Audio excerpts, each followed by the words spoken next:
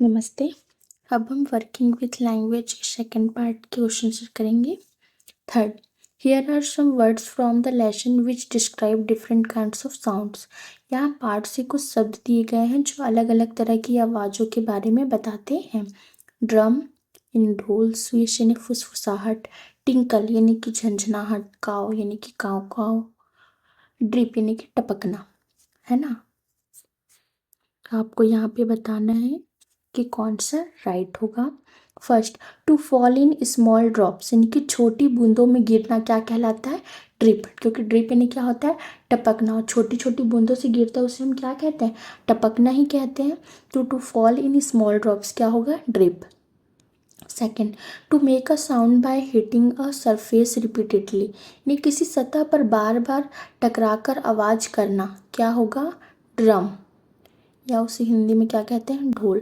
अब देखिए ढोल भी कैसे, उसे बार बार आप बजाएंगे तभी ना बजता है। बार बार टकरा कर आवाज़ करना उसे ही क्या कहेंगे? ड्रम। ड्रम में ही आप बार बार बजाते हैं तब जाके आवाज़ आती है ना। तो क्या आएगा? To make a sound by hitting surface repeatedly, उसका क्या आएगा? Drum. C, to make quickly through the air making a soft sound यानी कि हवा में तेजी से चलना, हल्की आवाज़ करना क्या कहलाता है? स्विस यानी कि फुसफुसाहट। एकदम फुसफुसाने की आवाज़ टाइप की आती है जब हवा तेज चलती है तो कानों में, है ना। तो हवा में तेजी से चलना, हल्की आवाज़ करना क्या होगा? स्विस। डी क्या है? Harsh sound made by birds, पक्षियों की तेज आवाज़। तो पक्षियों की तेज आवाज़ क्या होगा? बर्ड्स का काव काव काव। Okay.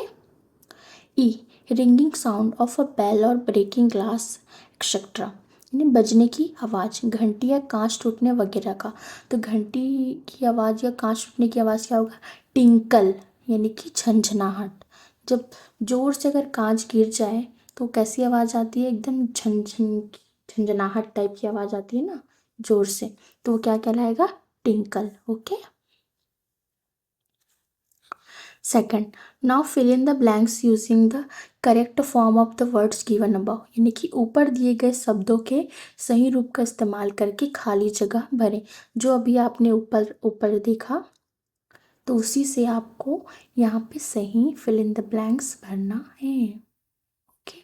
First, Ramesh drummed on his desk in impatience यानी कि रमेश बेसब्री से अपने डेस्क पर ढोल बजाने लगा। ड्रम का क्या हो गया? ड्रम यानी कि बार बार थपथपाना।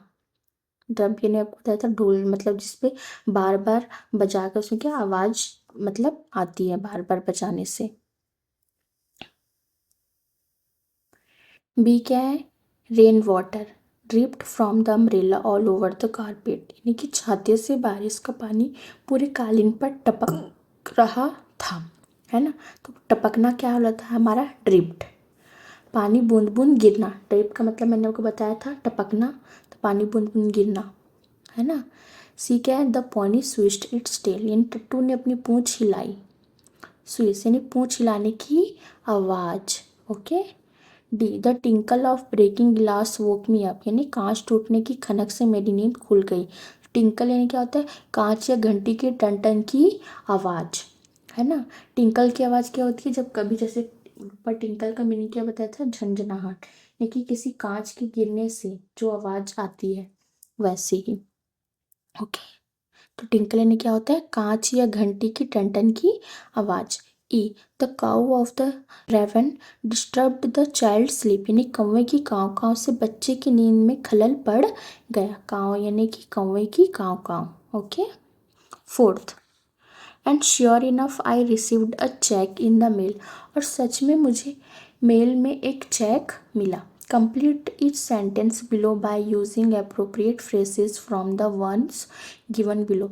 नीचे दिए गए हर वाक्य को नीचे दिए गए वाक्यों में से सही वाक्यों का इस्तेमाल करके पूरा करें। आपको जो बॉक्स में दिया गया है इसमें से आपको चूज करके राइट आंसर पुट करना है।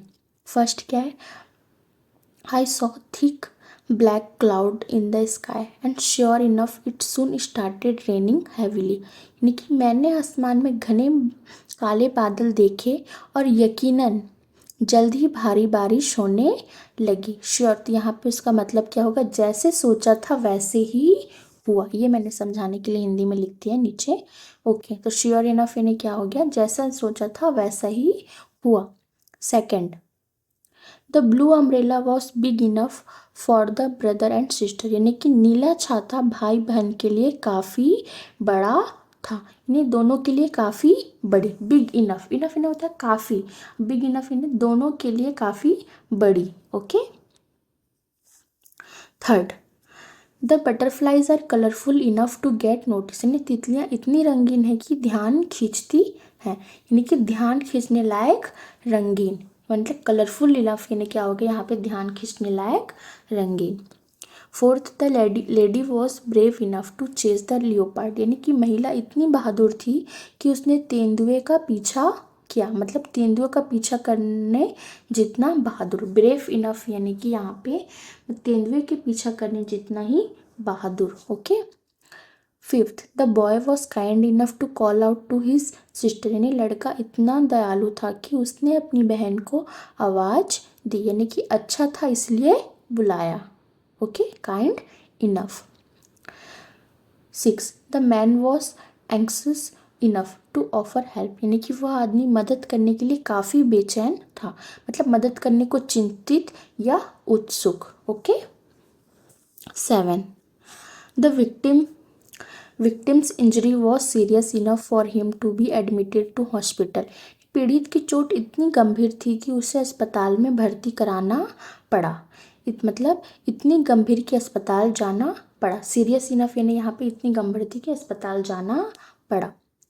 8, that person was foolish enough to repeat the same mistake again, मतलब वह व्यक्ति इतना मूर्ख था कि उसने वही गलती फिर से दोहराई। फुलिश इनफ यानी कि इतना मूर्ख की गलती दोहराई।